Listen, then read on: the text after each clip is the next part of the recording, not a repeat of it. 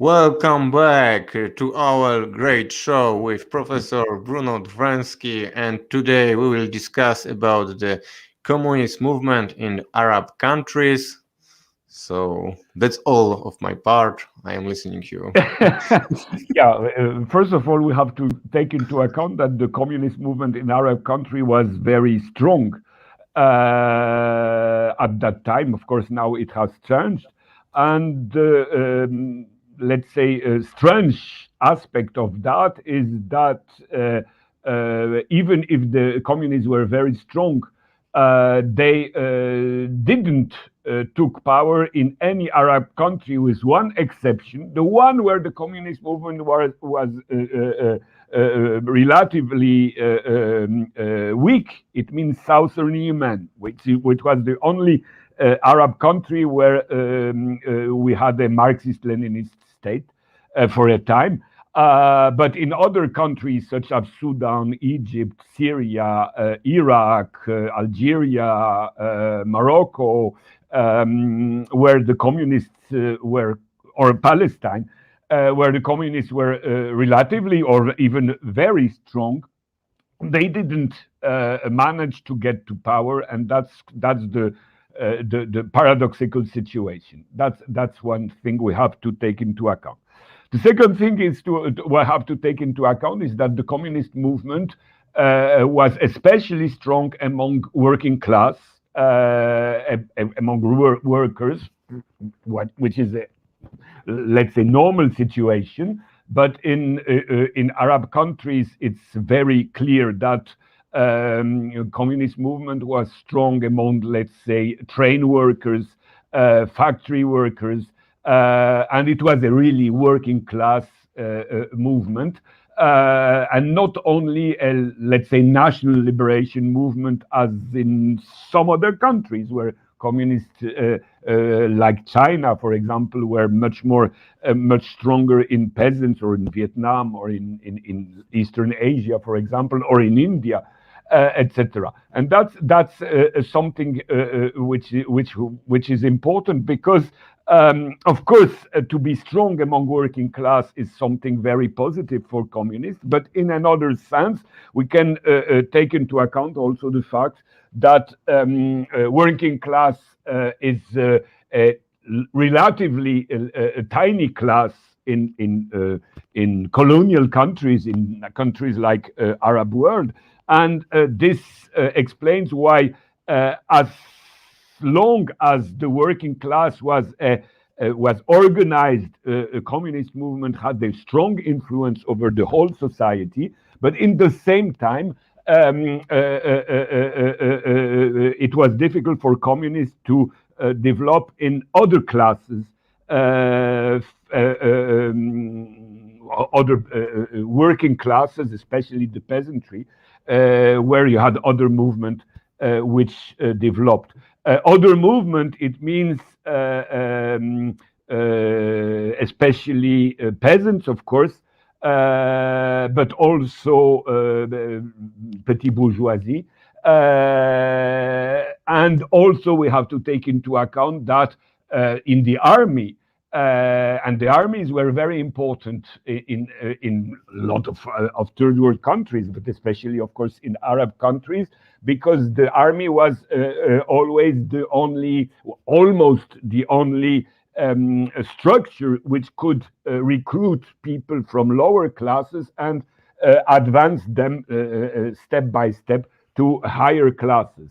And even if communists had influence in the army, mostly we have to take into account, and that's very important if we look at Sudan, at Egypt, Syria, or Iraq.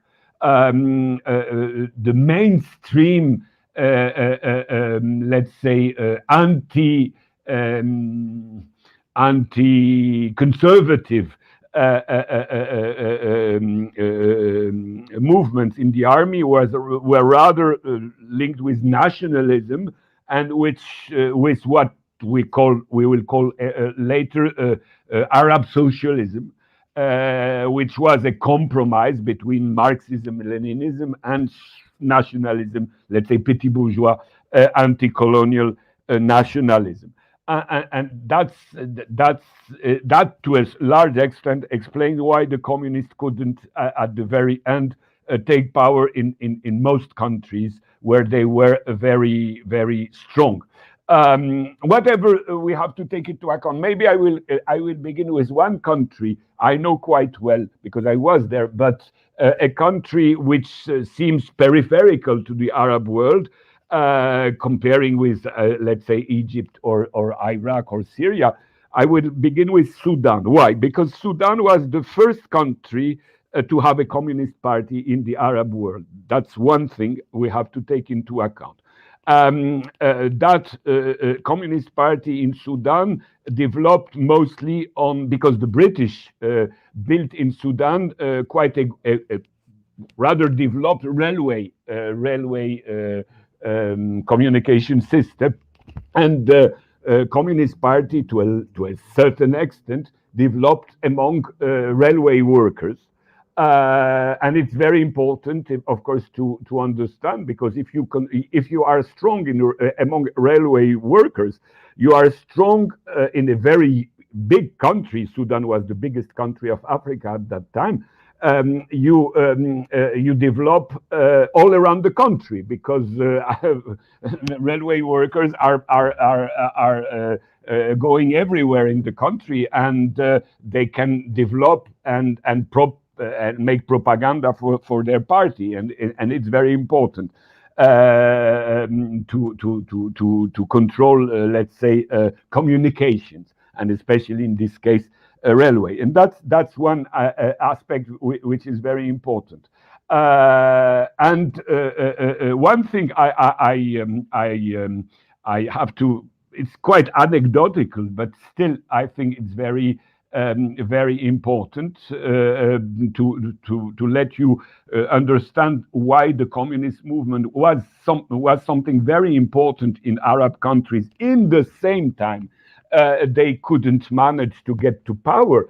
When I went to Sudan, it was in 2003, and I had two very, very important situation, because I was there as a delegation, not specially, let's say, leftist, or not appearing as leftist. And the first thing I remarked, because I was in there is in Khartoum in Sudan, there is a woman university. It means a university that was founded before the First World War by a, let's say, Muslim progressive leader who decided that it was good to give money. He was a rich Muslim leader and let's say entrepreneur, and he had money, and he was a quite progressive, let's say, bourgeois. And he thought that it would be very good to have a university special for a woman, because the woman case question is basic. And if you create a woman elite in a Muslim country, you will help the national liberation movement. And this woman university developed and exists up till now. All students are women, are young women, and of course, when we arrived in Sudan, they showed us that university. And at that university, I remarked that you had a lot of girls, of students, dancing and singing. And it looked very, very, very, very funny, but very interesting. And I asked people, the Sudanese who were with me, to tell me what they are doing. And he was telling me that these students are singing songs about anti-conception. I think in English you say that, when you have the pill against birth rate. And they were singing about that because they go in working class areas, and to convince people, to convince especially women to take pills, not to have too many children, they sing, because we have to take into account that people there are uneducated and sometimes illiterate, and you can make propaganda on these issues by sing and dance.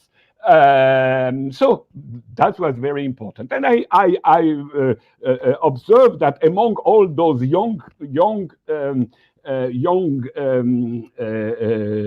students, you had one older lady dancing and singing with them, and at the end of the thing, I went to her and I asked her, who are you? Why are you singing with young students? Because you look very popular, and people and all girls are really looking at you as a star, and I would like to know who you are. And she told me, oh, I am Miss Mahjoub. And I say, Mahjoub? You are the wife of the former general secretary of the Communist Party, who was hanged by General Nimeri? And she told me, yes, that was my husband. He was hanged by Nimeri, by the General Nimeri, and I'm his husband. So when I discovered who she was, I asked her to have a lot of discussion, and I mean, she came at my hotel, and we spent all the night long to discuss about political life, communism, and so on in Sudan, and it was very, very interesting. And what I discovered is that she was still very popular, and because of her husband, and that in the Sudan medias, her husband was celebrated as one of the national hero. And I asked her, I told her, but it's quite funny, I mean, strange, because in Sudan you have now an Islamist government, which is an anti-communist, and how the censorship accept this. And she explained me, because Mahjoub and the Communist Party as a tradition is so popular that everybody must accept that, and they can manage. And that's one thing. And the second thing I have to talk with, concerning more or less the same thing, is that, of course, we were a delegation, so we were also received by ministers, by the whole political elite of the Sudanese government, which was an Islamistic government there, so I completely opposed to communists, and supposedly, and to a certain extent, of course, yes. But I remember I discussed with one minister, the vice minister actually of foreign affairs of this government, and we had a discussion, and he wanted to convince us, me and my colleagues, that Sudan was a old country with a strong political tradition, civilized country, and so on. He didn't know what were our political opinion, and at a certain moment he tells us, we are a very modern country, we are a very civilized country. We were the first country in Africa to have, and in the Arab world, to have a communist party. And it was, coming from an Islamist, it sounds strange. And, yes, we had the Communist Party because we were a progressive country, and we are not a backward country, and we were a modern country, and now we are building a modern Islam because we were modern, and we had communists and so on. So I was, it looked very, very strange.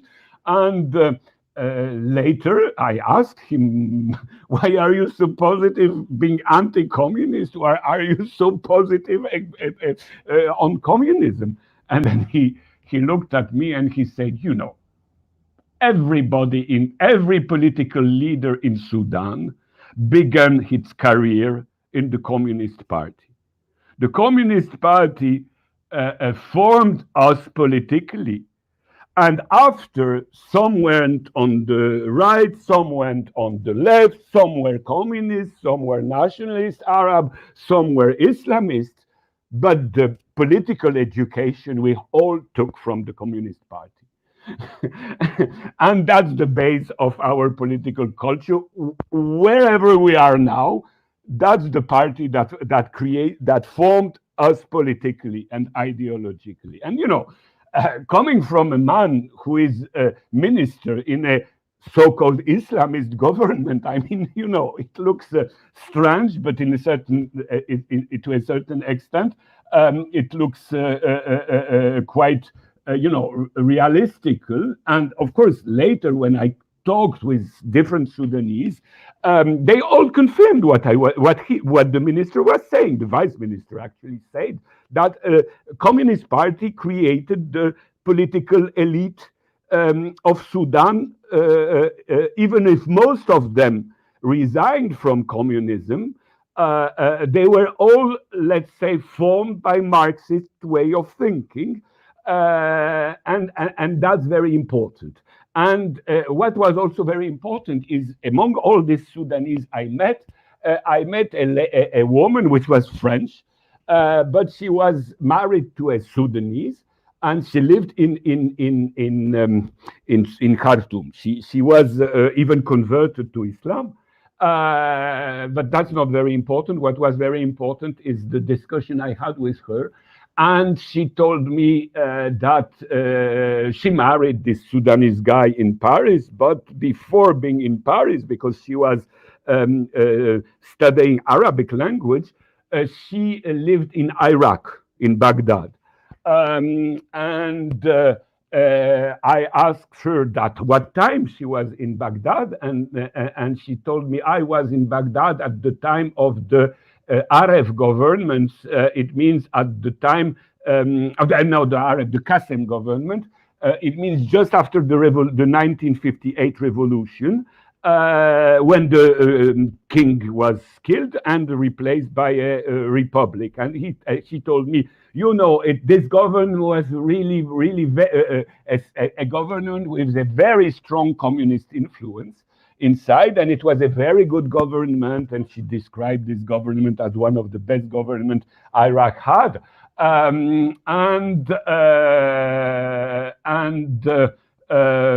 She explained that in Iraq, the Americans couldn't manage to control communists. They couldn't use conservative parties against communists because the communists were so strong. And when they decided that there should be a military coup to destroy the Qassem's government, which was it was not communist, but let's say pro-communist, they used the socialist Ba'ath, because they knew that they cannot use a right-wing movement because they have to pervert, to conquer, let's say, a movement which could be seen as nationalistic, socialistic, to compete with communists. And that's very important, because it shows that communists were very strong in the Arab world, and that the only way to compete with communists was to use leftist movements that could pretend to be on the same ground as the communists. It means anti-colonialist,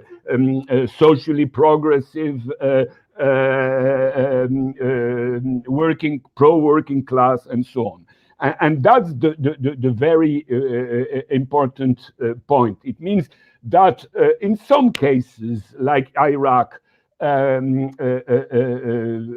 American very actively took, let me, maybe not took control, but at least used what was called the Arab left or the Arab socialist or the Arab nationalism to compete with communism. In other cases, like in Egypt, for example, they of course we cannot say that Nasser and that his followers were linked with American imperialism, not at all. But they preferred always to not too much fight against Arab left as soon as it was an Arab left that could be anti-communist to a certain extent. And that's the point. I mean, if the communists didn't took power in most Arab countries, except, as I told you, South Yemen, it's mostly because there were other strong leftist Arab movement which could be present as an alternative to communists, but on the same ground. It means on the same anti-colonial and people's classes ground. But of course, and that's the point where communists happen to be weak at the very end. It means being very strong or strongly organized among working class, among factory workers, among trade unions. They were not so strong in the army. They were not so strong in rural areas, and it's what we can call the petit bourgeoisie. That's one thing. The second thing, which happened to be negative for them, is that even if most of the time they didn't criticize religion, concretely, of course, Islam, they were presented by their enemies as atheists. And this, of course, was an element, a very important element of anti-communism, since, and we have to understand that, whatever we think about Islam, we have to take into account that, first of all, of course, Islam for masses was not only their religion, but was a religion symbolizing the non-colonial culture, because, of course, colonial powers were Christians, or let's say appearing as Christians. And so in the, let's say, mythology of Arab people, the English or the French were seen as new crusaders, because it's very strong in the memory of Middle East people, and especially of Muslim people, the crusade. So it's very easy to show British and French as new crusaders, and even later the Zionists as new crusaders. And Islam, as a reaction to that, is the let's say the local national identity defending countries and culture against the new crusader. And this is, of course, the big difference between the situation of Arab country and, let's say, Eastern Asian countries, where, let's say, Buddhism didn't play the same role for Chinese, Vietnamese as Islam played in the Arab or let's say Middle East country. That's one thing. And of course, the second thing we have to take into account is that Islam is divided in a lot of schools, but Islam is, to a certain extent, a much more rationalistic religion than Christianity, and a religion much more pretending, at least, that it will solve problems of social justice than the church hierarchical tradition. And because of that, the communists were on the were on a weak side, because they were quite easily presented as westernized, as linked with the Crusaders culture, since, of course, Marxism was coming from Europe. And this element has to be taken into account, and was used not only by what we call now the Islamists, because, to be frank, except for Egypt, where the Muslim Brotherhood was a strong movement, up to the 80s, what we call now the Islamism was not very strong in Arab countries. We had quite a strong leftist, secularized national liberation movement, which was symbolized by such leaders as Nasser, as Boumediene or Ben Bella in Algeria, or by the Baas Party in Syria and Iraq, especially in Syria and Iraq. And all these parties were a secularized party, were leftist party, at least in their program, but those parties were much more, let's say, I don't know exactly how to call it. They were much more tender, let's say, toward religion. For them, Islam was one aspect of the national liberation movement. So they could quite easily compete with the communists, because they use more or less the same radical social language, discourse. They used more or less the same idea of creating a socialist society, the same anti-colonial program, but with a much more adapted to the mentality of the people there, relation to religion. And this explains, of course, why when the, let's say, progressive Arab governments were created in Iraq, in Syria, in Egypt, in Algeria, they behaved in what we can say opportunistic way. It means they took from the communists whatever they could. Sometimes they integrated communists inside the government machine, I would say, but in the same time, they tried to enlarge their influence over the population, showing that they are not communist. It means that they are not atheists. Sometime, like in Syria, for example, the Baas government under Soviet influence, let's say, took Communist Party inside the government as a secondary party, because the main political party in Syria from the 60s up to now is, of course, the Baas National Socialist Party, National Socialist in a positive sense, not, of course, in a German sense. But the communists are still in the government of Syria up to now. But of course, as a secondary party, not as the main party. In Iraq, we had more or less the same situation at the very beginning. When the Baas took power, they first killed communists.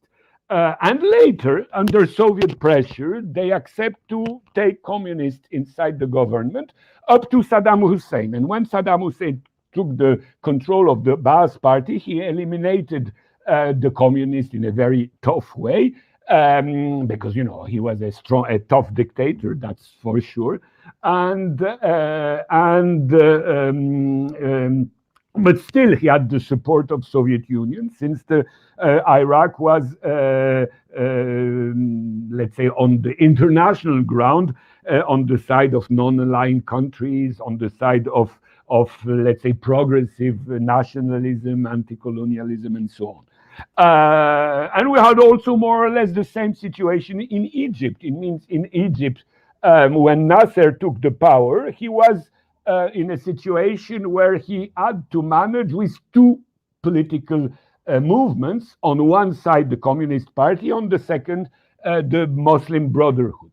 The Communist Party was weaker than the Muslim Brotherhood, but was very strong intellectually, very strong in trade unions, very strong in factories, and the Muslim Brotherhood were much more stronger in countryside, among peasants, among petit bourgeoisie, and let's say among they were very important as people organizing charity movements among poor, and schools and hospitals and so on. So they were quite strong.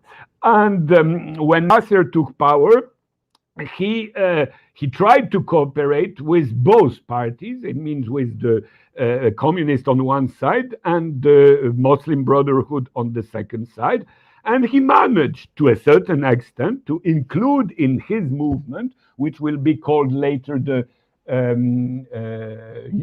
Socialist Arab Union, he managed to take some communists and some Muslim Brotherhood people among the leadership of his party. Among them, you have, for example, the future president of Egypt, Sadat, who came from the Muslim Brotherhood, and you had Ali Sabri and the left wing of his movement, which were Marxists. But basically, after having tried to make compromise with Muslim Brotherhood on one side and communist on the other side, the mainstream Muslim Brotherhood and the mainstream Communist Party didn't accept to dissolve inside the Nasser movement. And then the Nasser government began to repress both communists on one side and Muslim Brotherhood on one side. So when you talk to Egyptians, depending on their political view, when you talk to Egyptians who are against Nasser, because Nasser is still in Egypt a very strong national hero for a lot of Egyptians. I'm talking about anti-Nasser people. You will have people linked more or less with the Muslim Brotherhood that will make you cry about the horrible repression they had to bear under Nasser. And when you talk to, let's say, secular anti-Nasser, they will talk you about the horrible repression communists had to bear under Nasser. And if you want to understand the whole situation, whatever we think about Nasser and his decision, you have to understand that the Nasser strategy was a strategy: I can have with me communist and Muslim Brotherhood, but they should be disciplined and accept the state policies. If they don't, I will repress them on the right and on the left. And the repression is on both sides, not on one side only, but on both sides. And this, of course, a style of dictatorship, because we have to consider this as dictatorship. This behavior we can observe among all, let's say, progressive Arab states. I told you about Nasser, but it's exactly the same situation we had in Algeria after 1962 and 1965. It's the same situation we had in Iraq.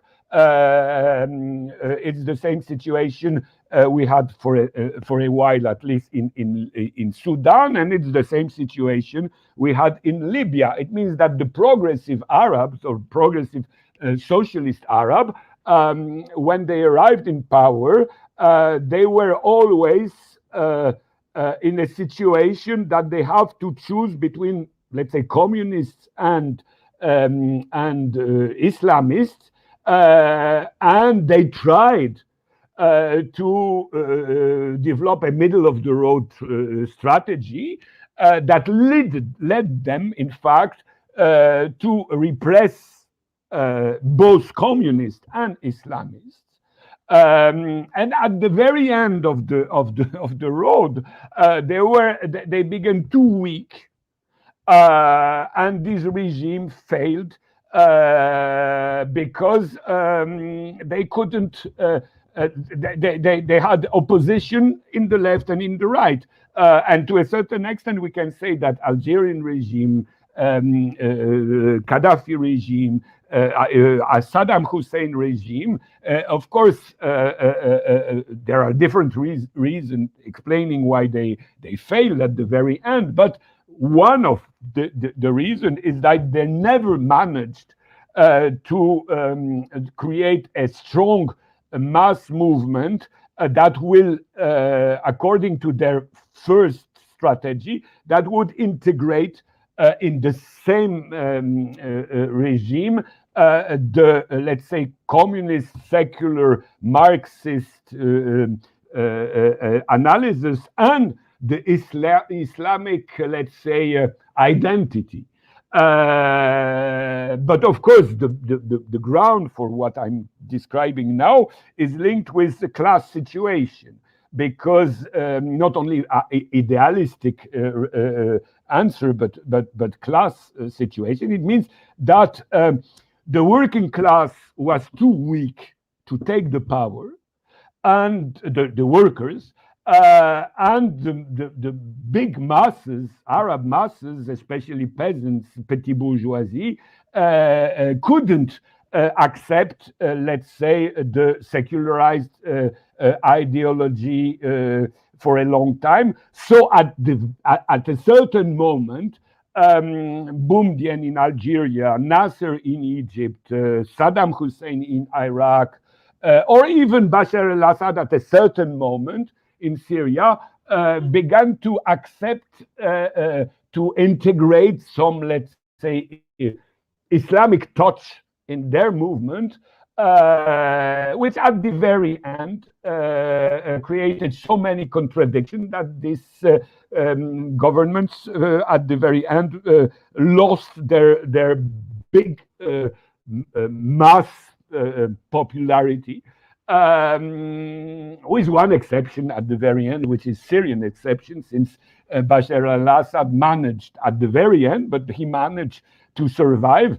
But if you look at other countries, you understand that it was not the case, because Iraq, Egypt, Algeria, and Libya are now, of course, anymore in the progressive camp. They are in the more or less conservative or reactionary camp, even if, of course, there are differences between Algeria or Libya or Iraq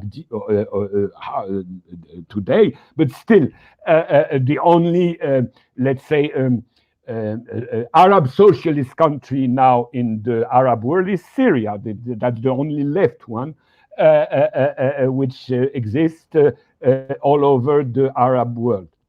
And the communist parties in most countries, except for Syria, where they are part of the government, the communist parties in the Arab world are now much weaker than they were 30 years ago. I will finish with one also element important for Iraq. Among other things I already told about Iraq, there is also in Iraq another issue, which is the Kurdish issue. And inside the Iraqi Communist Party, you had, at the moment when Saddam Hussein took over the situation and began repress the communists in Iraq, we had also tension inside the Iraqi party between Arabs and Kurds.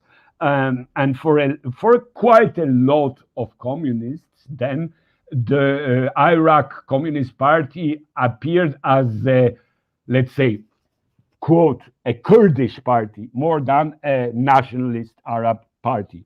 at that moment, and this explains why a lot of communists left the Communist Party at the moment when Saddam Hussein began to repress the party. Of course, these two reasons are not at all linked one with the other, but they are, to a certain extent, they happened at the very same moment, and it helped Saddam Hussein to repress the Communist Party. In fact, at the end of the process, we had 11 Communist Party in Iraq. We have the official one, which is existing up till now in Iraq as an official party, but we had a lot of Communist Party split group, and of course it helped Saddam Hussein to organize the repression against communists. I don't know if you have some other question.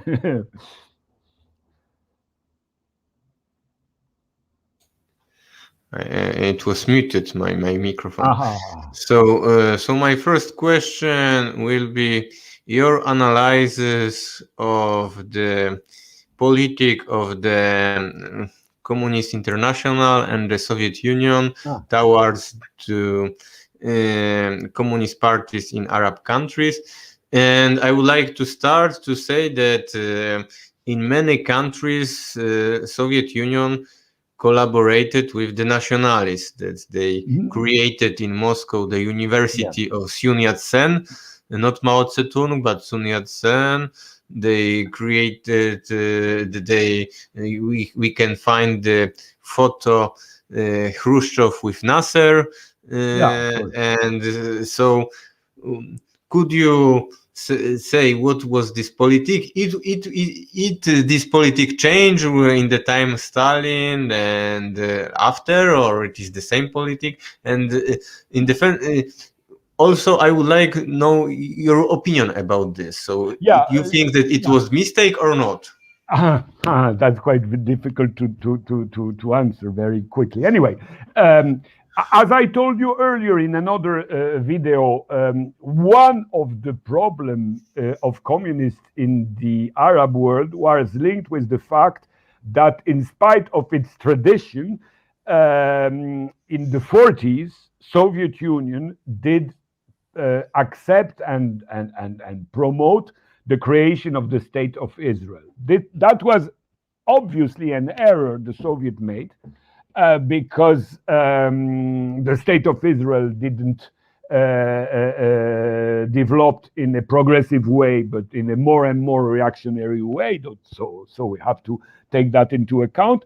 And the idea that the Israel will be a more progressive state than the Arab monarchies, conservative monarchies, was, of course, understandable in 1947, 1948, but it didn't take into account a fact concerning the evolution of societies. The Arab societies at that time were more and more progressive, and it appeared later when monarchies in Iraq, in Egypt, later in Sudan, in Libya, excuse me, and the national liberation movement in Algeria and so on developed. And it showed that the Arab masses were not conservative as it could look in the 40s. And this moment is important because quite often the Arab nationalists, when they were in competing with communists, used the argument, the communists are supported by Soviet Union, and Soviet Union created the Zionist state, which is a colonial crusader and so on state. And this element has to be taken into account in spite of the fact that after 1949, 1950, Soviet Union began to progressively change its relation to the Arab world and to Israel on the other side. But let's say the failure of the beginning left a quite strong impression among Arab masses. So that's one element. The second element, of course, you have to know to take into account is the fact that the Arab progressive movement, the anti-colonial movement, the pro-socialist movement, and inside this, the communist movement, really took power or developed in the mid of the 50s. It means at the moment when, of course, in Soviet Union you had this change, this huge change after Stalin and the beginning of Khrushchev, and a new political trend appeared in Soviet Union. So whatever we can think about the error made by Soviet Union toward Arab countries at the time of Stalin, we have also we have always to take into account that basically, of course, Stalin was a Marxist, understanding the questions of imperialism, understanding question of mass movements, and so on, which was not always the case, as you know, of Khrushchev and other later Soviet leaders. I would say that at the Stalin time, Soviet Union took into account, of course, the state realities, but also the Communist Party elements. At the moment after Khrushchev, Soviet Union was predominantly carrying a state-to-state policies, and the issue, the question of communist parties were secondary for Soviet Union at the Khrushchev or even at the Brezhnev time. And that we have to take into account, because if we don't take that into account, we don't understand that for Moscow from the mid-50s, it means when the situation began to change in the Arab world, it was much more important to have good relation with Arab, let's say, more or less independent governments such as Egypt, Iraq, Syria, Algeria, Libya, and so on, than to promote communist parties and communist revolution in Arab world. And this state-to-state policies explain why, for example, of course, when the Ba'athists took power in Syria, they needed Soviet help against conservative Arab monarchies and against Israel and against Western imperialism. And the Syrian leadership was more, let's say, realistic, and they understood that to have a good relation with Soviet Union, it's not a bad idea to take Syrian Communist Party as a, let's say, a secondary party inside the Syrian government, the situation we have up to now, because communists are still in the Syrian Assad, in the Assad Syrian government up to date. But let's say Syria was the exception. Most of the case, Soviet Union accepted to have a very good relation with, let's say, progressive Arab government, which were in the same time carrying more or less strong anti-communist party policies. What we could observe in Algeria, in Libya, in Iraq, in Sudan, and eventually in other Arab countries. The best example, of course, is Saddam Hussein's Iraq, where the Soviet tried to push Iraqi government to accept a coalition with communists. But when at the very end Saddam Hussein decided that he will not accept any more communists in the government and that he will forbid Communist Party, Soviet Union accepted this situation. and accepted to cooperate with Iraqi government, even if the communists were very, very strongly repressed in Iraq.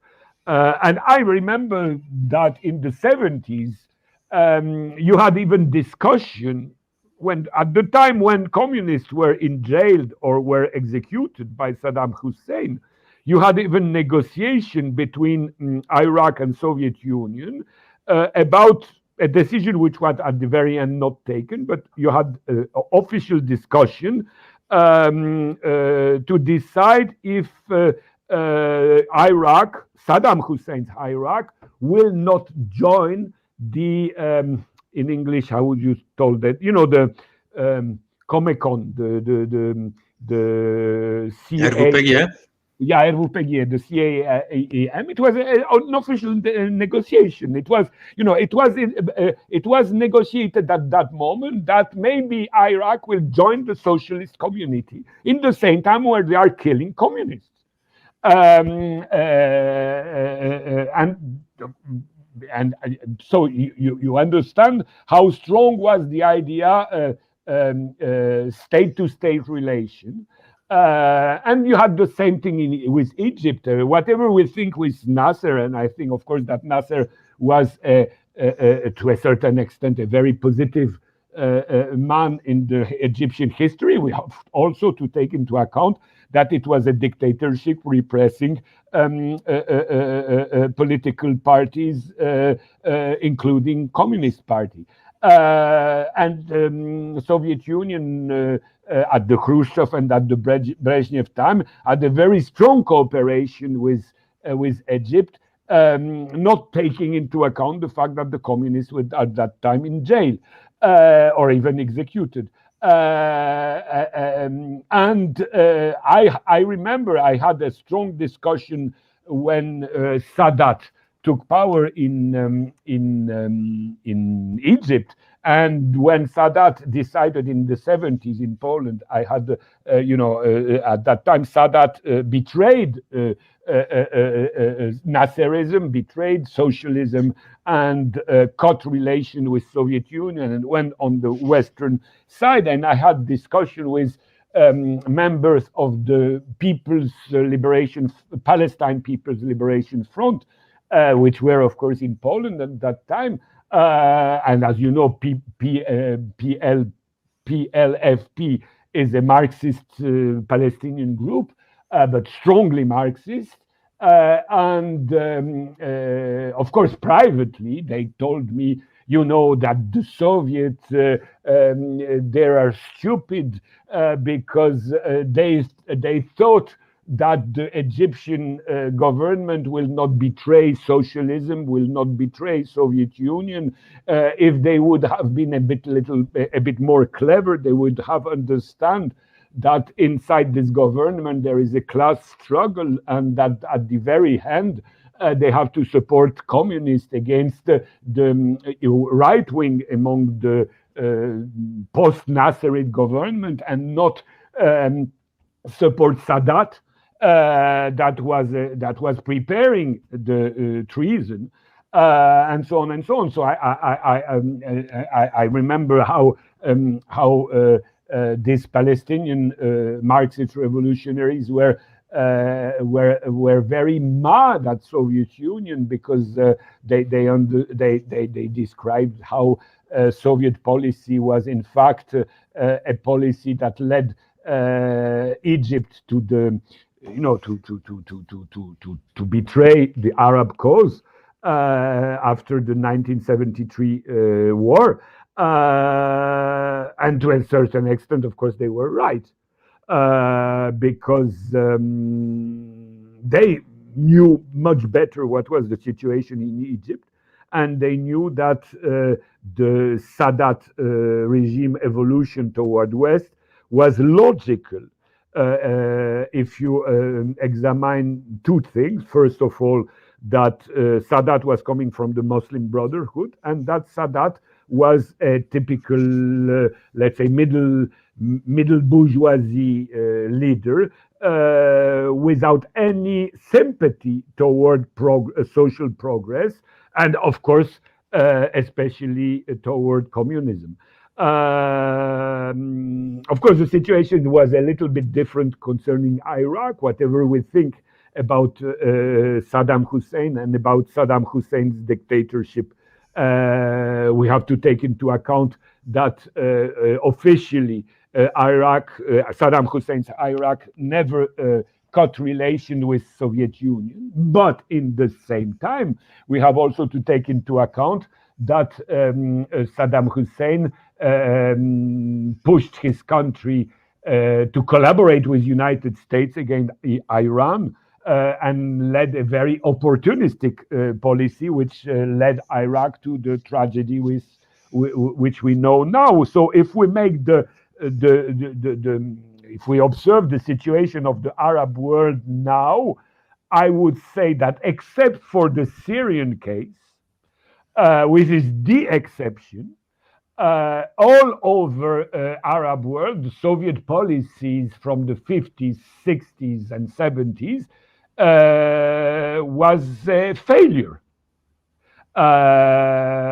Of course, I don't want to tell that it was an easy situation and that Soviet Union could do whatever it wanted, but still, at the very end, we have to acknowledge that Soviet policy was quite opportunistic and unrealistic, and at the very end, it led to failure all over the Arab world. And it's, of course, one of the tragedy we have now in the Arab world. It means, except for Syria and to a certain extent Palestine and Yemen, we have no real independent and progressive Arab governments anymore anywhere in the Arab world. So it's a quite strong failure if we take into account that in the 70s, Arab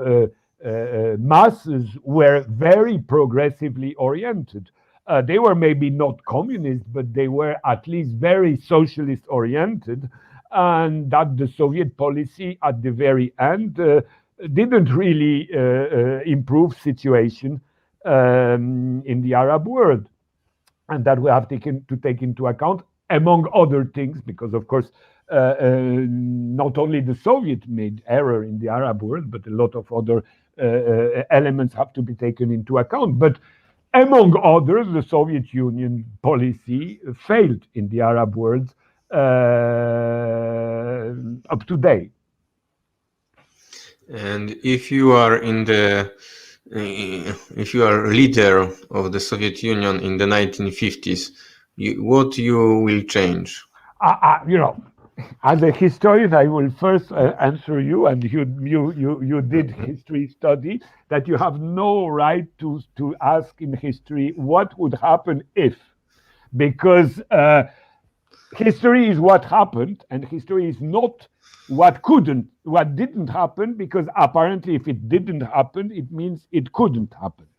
But in spite of what I told, what I would say is that in spite of the fact that you had in Moscow a very good, let's say, Muslim country school, and you had a very good specialist of Arab countries, such people like the later Prime Minister of Russia, Primakov, for example, who was a genius considering his knowledge about the Arab world, the Arab mentality, the Arab culture, the Islamic culture, and so on and so on. In spite of that, and that's a scandal. In spite of that, the Soviet leadership didn't manage to take into account the very good specialists they had about Arab world,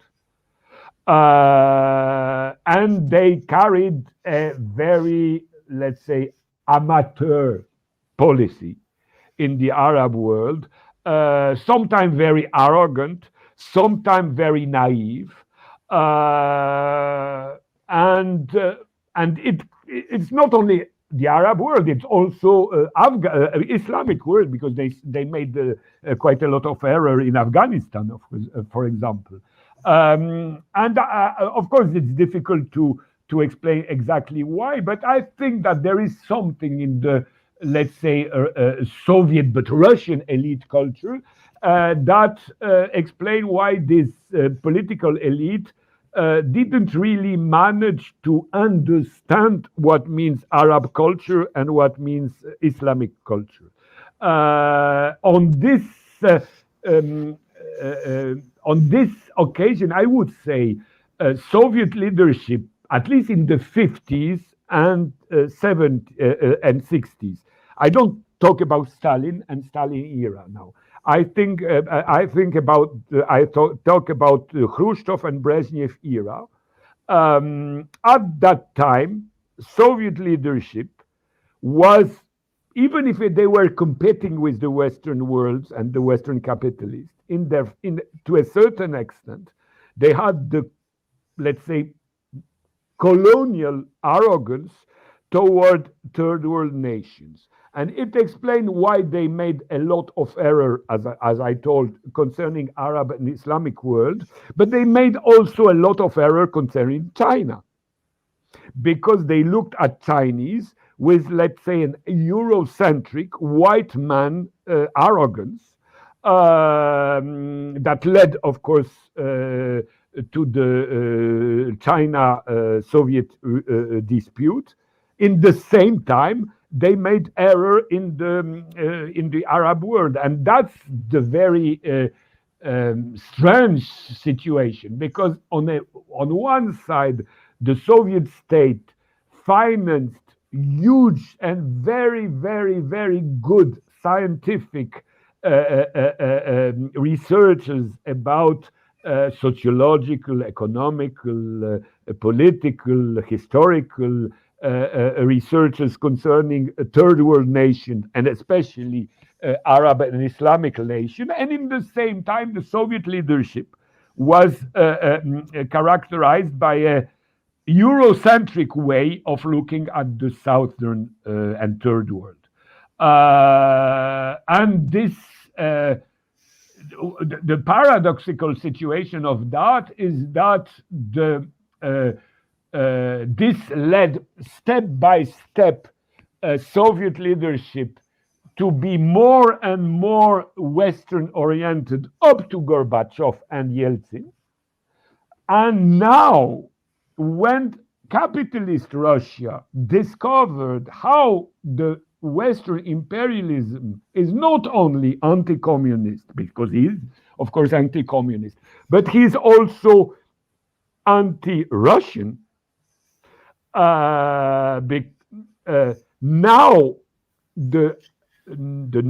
the existing Putin government understands much better the Arab world and the Islamic world than did Brezhnev or Khrushchev, because Putin is using the tremendous researches made at the Soviet time, and the Soviet researchers, the Russian researchers working on Arab world now, they would not exist if they wouldn't have been a very good Soviet school for Arab world. But the paradoxical situation is that the Soviet leader couldn't use it, or didn't want it to use it, and that the Russian capitalist leader are using what the Soviet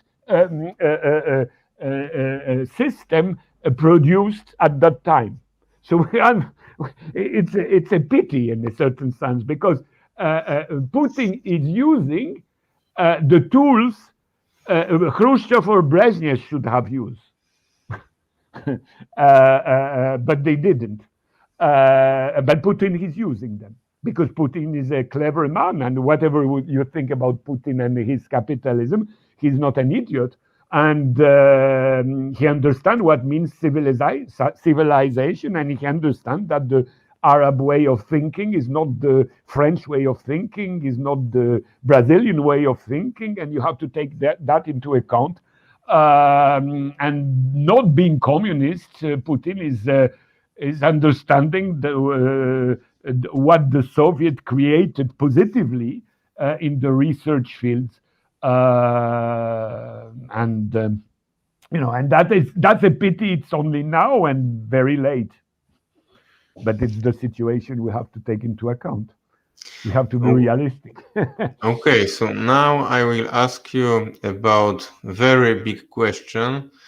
And the Soviet Union politic towards Islam in the time of the 1920s, 1930s, and after, and because the anti-communist propaganda very often they shown the churches, Catholic churches, or the Orthodox churches, which was destroyed by the Bolsheviks, but I didn't know if I see the mosque which are you destroyed by know, the Bolshevik, and also, so what was the politic of the Arab communist toward religion in the time when this party was created? And I remember when one time we are speaking about India, and you said that yeah, the communists in India they believe in religion. quite There are often, many, let's say, very often they are Muslim or Christian, or and it's Hindu. not problem. So could you present what was the politic of the Arab communists towards Islam, and if this politic is changed when the radicalization of Islam Yeah. started in the 1980s? Yeah, And but before I will begin with the Soviet policy again toward Islam in Soviet Union, because we have basically three moments in Soviet history concerning not only religion but especially Islam. The first moment was the 20s. In the 20s, we had a strong movement among Muslims in Soviet Union, what's called the Muslim Bolsheviks under Sultan Galiev, which was a Tatar. And this moment is very important because Lenin was very, very conscious that, first of all, of course, Islam is an important element in the colonial world, but inside Soviet Union, if you want to have the Muslim masses on side of Bolshevik, you have to take into account the fact that you cannot treat Islam the same way as you treat Orthodoxy. Why? Because Orthodoxy was the state religion of Russia, and it was linked with the Tsarist apparatus. It was linked with the Tsarist police, even. And all the hate you had in Soviet Union against Christianity, but especially, of course, against Orthodox Christianity, is linked to a large extent to the fact that, independently from the fact that you are atheist or believer, the Orthodox Church was seen by the masses and especially by the peasants as a structure which was linked with the dominant classes. And even you had peasants who were believers, Christian believers, but who destroyed churches because for them, church was an anti-Christian institution, taking into account, of course, that if you are a believer, Jesus is on the side of the poor and Jesus is not on the side of the rich. So the anti-Orthodox movement in Russia had a very strong popular base, and of course among people not believing, but also among people believing in God. But the situation of Islam was completely different, and Lenin was very conscious of that Islam was the religion of the oppressed minorities of Russia, and that you have to behave toward Islam as the religion of the oppressed and not as the religion of the oppressor. And he was very, very tough against the Bolsheviks, who during the 20s, the Civil War, tried or even began to force the de-Islamization of Central Asia or Caucasus. He was very, very, very forcing the idea that Islam has to be treated differently. And this policy was more or less the policy we had in Soviet Union in the 20s.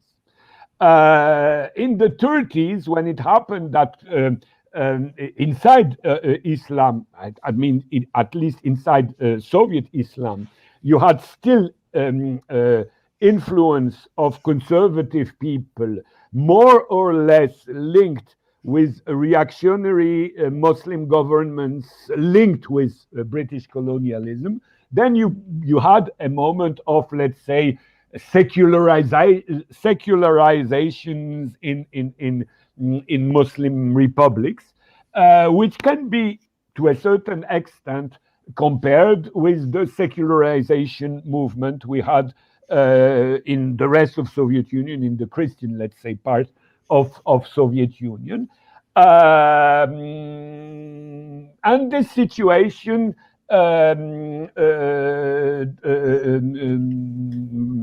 existed up to the Second World War. During the Second World War, of course, when Soviet Union was, as you know, aggressed by German Nazism, the policy of the government, the Soviet government, changed, and they began to use religion as an element of mobilizing society to defend the country. And of course, at that time, you had Orthodox preach, which supported the Red Army. And in the same time, you had the creation of a Islamic institute to promote the creation of new imams supporting the Soviet government in the fight in the war against the German invaders. And this situation more or less existed up to Khrushchev's time. And Khrushchev began an anti-religious policy much stronger than at that Stalin time, not only against Islam, but of course also against Christianity. But after Khrushchev, the situation began to let's say, to stabilize. And what we can say is that at the Brezhnev time, the situation of Islam in Soviet Union was a little bit, I would say, hypocritical, because in a certain, officially, Soviet Union was a secularized state with party leaders that were supposed to be atheistic and so on and so on. But in Central Asia, you have quite a lot, quite often, let's say, for example, it's quite anecdotal what I will say, but it makes you understand the situation. You had, for example, the first secretary of the Communist Party of a region of Uzbekistan or Tajikistan and so on, who was supposedly an atheist. But in the same time, his wife was organizing in the, let's say, in her neighborhood Quranic schools to teach Quran. So, you know, it was something like, you know that in Poland.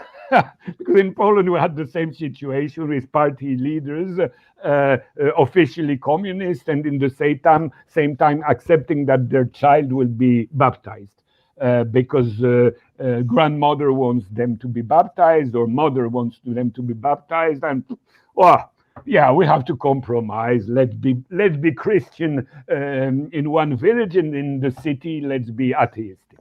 So we had the same situation in Soviet Union in the 60s, 70s, and 80s. That's one thing.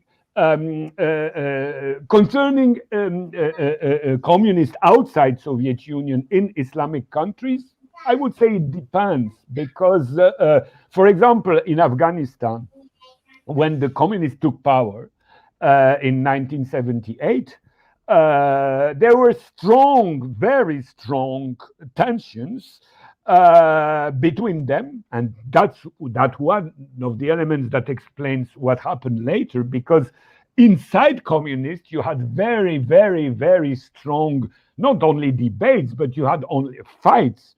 And sometimes even military fights and coups between the communists who were developing the idea that Afghanistan is an Islamic country and you have to take into account Islam and integrate Islam inside the process of building socialism and a progressive society and so on and so on.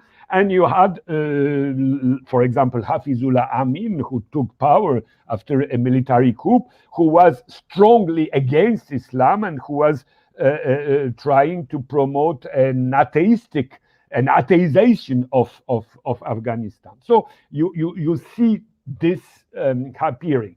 If you look, for example, on other countries, for example, Indonesia. In Indonesia, you had up to 1965, of course, a very strong communist movement, which appeared in the 20s, after the Bolshevik Revolution in Russia. But first of all, we have to take into account that the Communist Party of Indonesia was founded by the local Islamic association, which was called Sarakat Islam. It was an Islamic association that created the Communist Party of Indonesia.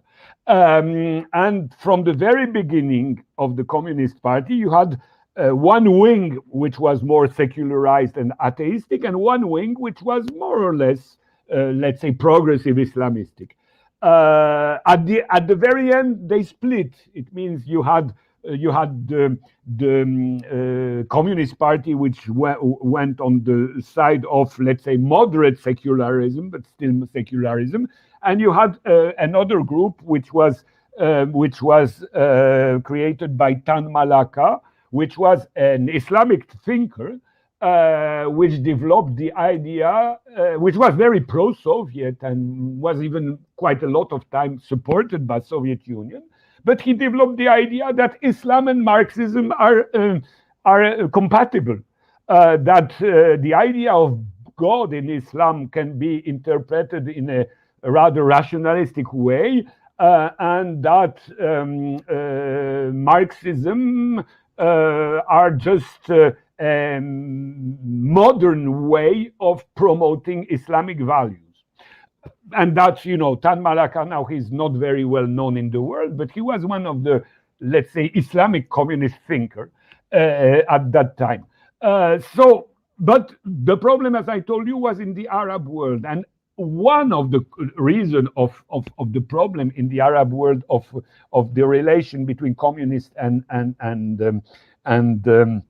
Islam is also, and you have that also in Palestine, for example, is partly, of course, partly due to the fact that quite often Marxists in the Arab world come from Christian minorities. And they choose Marxism, let's say as the Jews in Poland choose Marxism. Some Jews in Poland choose Marxism because of Marxism. But some Jews choose Marxism in Poland because they wanted to leave Jewish religion, but they thought, I will leave Jewish religion and Polish communists will leave Catholic religion in the same time. And then we create a society where religion will not exist as a problem. I leave my religion and you do leave yours. But it was, of course, a point of view that is easier to carry on in minority group, not in majority group. And in the Arab world, it was the same thing. I mean, quite a lot of Christians say, I resign from Christianity, and the other will resign from Islam. I'm Marxist because I don't want to be I don't want to be the minority. So I'm not Christian anymore. I'm Marxist. But on the same time, Muslim should be Marxist and atheist as I do.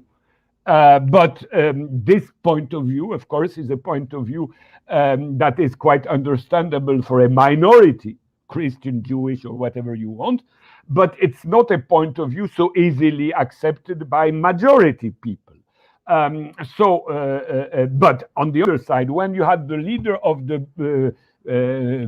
People's Liberation Front of Palestine, who is from Christian origin, when you have the founder of the Ba'ath Socialist Party, who is from Christian origin, and so on and so on, it's very easy for Muslims, but especially for Islamists, to tell Marxism is a pretext for Christianity to promote Christianity under the umbrella of Marxism, but in fact they are crusaders wanting to destroy Islam. Exactly the same way we had in Poland the so-called Żydokomuna.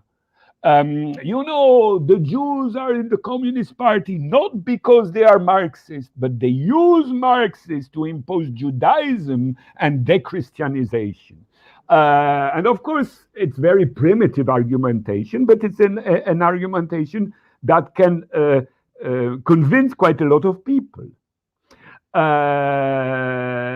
It doesn't, of course, understand why it exists, but it exists. And that's also one of the aspects in Arab country where you had strong Christian minorities. Not all Arab countries have strong Christian minorities, but Palestine, Syria, Iraq, Egypt are countries where you have strong Christian minorities. And Marxism appealed quite often to Christian intellectuals. And then, of course, it can be used by Islamists as showing, they pretend to be atheists, but they are not atheistic. They are just Christian crusaders, or they are a spy of the Western imperialism inside Islam or Islamic world. It was very interesting, which you said. So we have to say this to Polish Catholics when they attacked Marxism. The Marxism, it is ideology against Christian religion. So no. It is you have to listen the Islamic from Arab countries. They will explain it. That's right. That's a good point. Okay. That's a good Now point. I would like to ask you not about question the religion, but about the national question. That we have two examples when for example, the Yugoslav partisan movement. In the time of the Second World War, we have communist partisans, and if I am not wrong, in these partisans, there are not split for the Serbs, Croats, Sloven. They fight all together to build one federation of the Yugoslav. That's for sure, yeah. The same situation we have in Soviet Union, that in the time of the Second World War, all these... Maybe it is a little more complicated. Of course, but generally speaking, you're right. Yes. So the communists in the Arab countries, they are fighting for the national revolution in Iraq, Syria, Egypt, or they wanted to build something like Yugoslavia, and the federation of... Arabic. Basically, at the time when communists were strong, they were strong at the time when the idea of Arab unity was very strong. So, it was quite impossible in the 60s or 70s to pretend you are fighting for Iraq or for Syria or for Egypt or for Algeria. You were fighting for Arab unity. Of course, now some people say it's mythical. It's a strong debate. But in the 60s, you had really the impression that each Arab state is an artificial state that will disappear in a united Arab country, which will be united from the Gulf up to the Atlantic Ocean. And that explains, in particular, why the Israel question was so important for the Arab. Because if you look at the map, you understand that it's impossible to create an Arab United States without Palestine, because you cannot go from Baghdad to Algiers not going through Palestine. So you have to destroy Israel if you want to have a united Arab nation from Morocco up to Iraq. And of course, the communists couldn't be opposed to that idea, because it was the idea of the large majority of the Arab masses, even if concretely, that's right, the communists were much more engaged in the idea, let's take the power in my country and begin the construction of socialism in my country, not waiting for the big Arab unification. Other Arab progressive movements were concentrating on the idea of unification, and you see it with Nasser, you see it with Baas Party in Syria or in Iraq, you see it with Gaddafi in Libya. Quite a lot, part of their energy was directed in the idea of unification, when the communists were rather concentrating in the idea of taking power in one country. But basically, all agreed with the fact that there should be an Arab unity. And this was the mainstream, I would say, idea up to the end of the 70s, beginning of the 80s. And then appeared the what we called Islamist, but what I would rather call pan-Islamism, because what the Islamists realized or tried to realize in the Arab world was the idea, we don't want Arab unity, we want Islamic unity. We don't want one Arab state from the Gulf to Morocco, we want an Islamic state from Senegal up to Indonesia.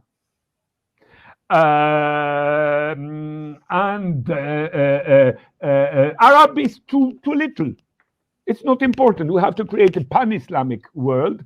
And of course, the big difference is that if you choose Arab unity, the main enemy is Western imperialism.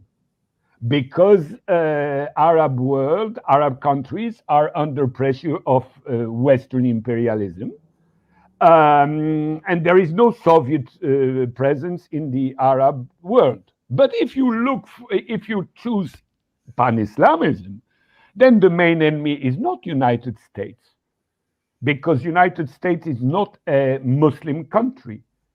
But the main enemy begins Soviet Union, because you have to unify not only Iraq, Egypt, Algeria, Iran, Turkey, but Kazakhstan, Xinjiang, Azerbaijan, Turkmenistan, Tatarstan, Chechnya, Bulgaria, Bosnia, and Muslim countries, which are more or less linked with socialist countries. And that, of course, explain why the pan-Islamic vision could be appealing for different reasons to Muslims. But they didn't understood, most of them. I don't talk about the leaders, but I talk about the masses, that fighting against, for pan-Islamism, you change enemy. You will begin to fight Soviet Union, let's say in Afghanistan, but then you have to resign from the main fight you were carried on earlier. It was the fight for Palestine. And that's the basic question. What is more important for Arab and Muslim masses, Palestine or Afghanistan or Xinjiang or Uzbekistan? And of course, the progressive one will always say Palestine is more important. And the reactionary one will say it's much more important Central Asia than Palestine. Because, of course, the ones are linked with imperialism and the other are not. Okay, I hope that you are not tired. I have the last question. Little bit. The last question. Yes. Could you compare the economic program of the Arab nationalists, for example, Gaddafi, in the 1970s, with the program of the communist parties in the Arab countries? What was the main difference between the economic policy of the Gaddafi and the communists? Gaddafi, which is, I would say, among, let's say, Arab nationalists or Arab socialists, he was the more left-oriented. But if you compare with, let's say, Algeria's socialism or Nasser socialism or even Baas socialism, I would say that the basic difference is that, of course, communists strategically, as you know, they fight for the nationalization of every productive tools and the disappearing of private property and the collectivization and so on and so on. Most of the, let's say, middle of the road Arab socialists were, I would say, petit bourgeois socialists. They, of course, promoted state factories, state-owned factories,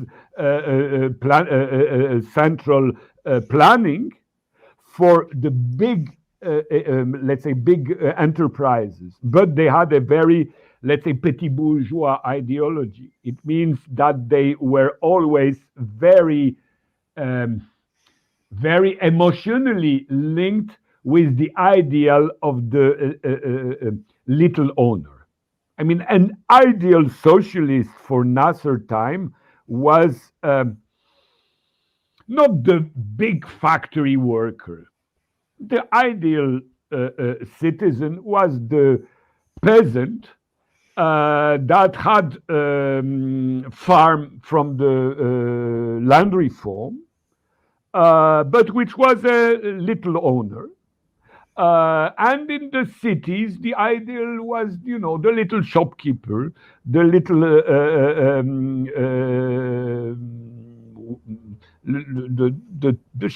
the shopkeeper and things like that. And that's, of course, the basic difference. It was that the Arab nationalism, the Arab socialism, not the communist one, was petit bourgeois.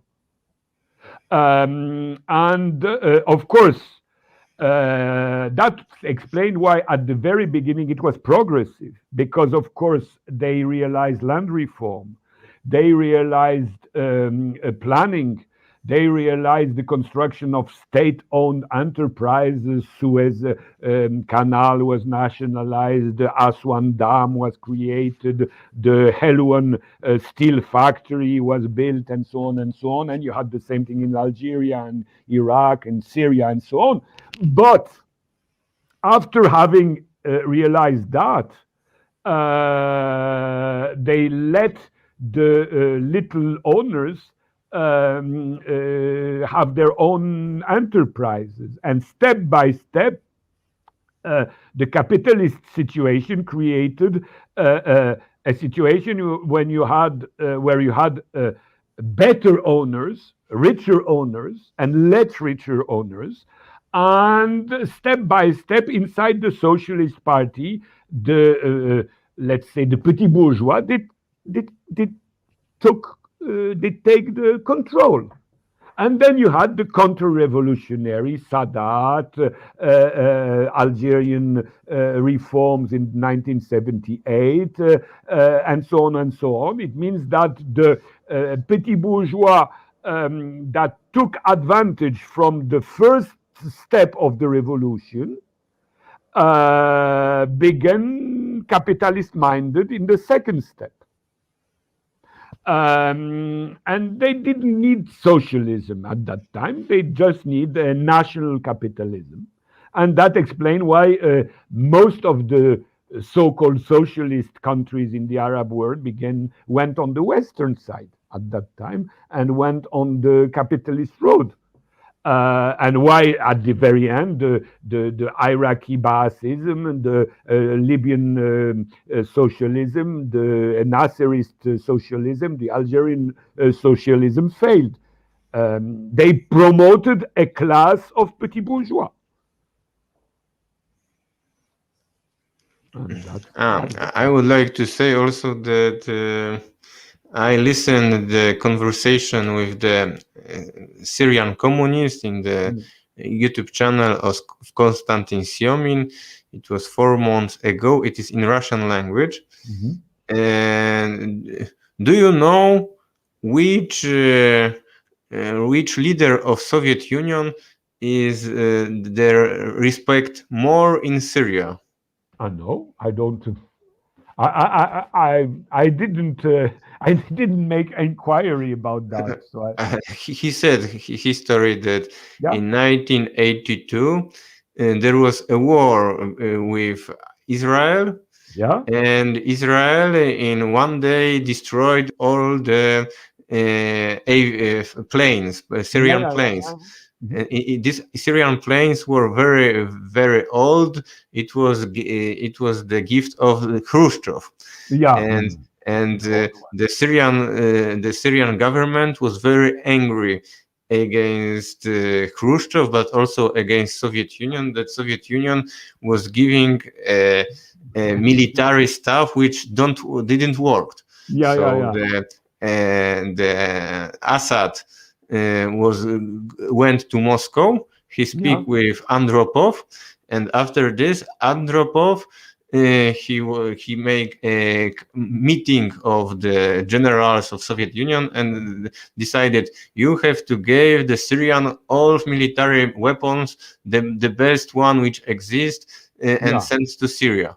And this that Syria have to win this war. So he sent a lot of plane and a lot of rocket, and they managed this war in 1882. And this military stuff, which was gift of the Andropov, they are still used in Syrian army. Now, so they very respect Andropov. Yeah, of course, that's right. I didn't heard about that. You see, that's fine. That's interesting. No, Andropov was a quite intelligent man anyway. That's for sure. But unfortunately, he died quite early. Yes, but he said that Syrian in this time was socialist country. Yes. That's right, but up to now, Syria is partly socialist. I mean, you have a very strong socialist, social state-owned enterprise. You have a social state, and officially the ideology is market socialism. It's something, a compromise. But to a certain extent, we can say that Syria is still partly socialist, and it's the only Arab country which is partly socialist, and that's the reason why it was attacked by Western powers. This communist from Syria, he said that the father of Assad was good, but the Assad now he's in power. He has studied in Britain. That's right. And when he came back from Britain, he started to make neoliberal reform. That's right. I was in Syria before the war, and I had a conversation with quite a lot of Syrian leaders, and of course it was very clear that there is two tendencies inside the regime at that time, one pro-Western, pro-capitalist, and one still more or less socialist. What happened at the very end is that Assad had no choice, and he was forced to go on the left side to preserve the independence of his country. And then, because of that, he discovered that the situation was not the one he was planning at the very beginning of his government. And at the Congress, the Baath Party Congress, in after the beginning of the war, I think in 2013, or I don't remember exactly the year. In his discourse, Assad told something very important. He told, well, we made quite a lot of error, and they explained to a certain extent this war we have to face now. And the basic error is that we forgot about peasants and workers, and we had too strong confidence on bourgeoisie, which looks like a self-critics of his earlier policy. Okay, thank you, Bruno. I will finish this enregistrement. Yeah.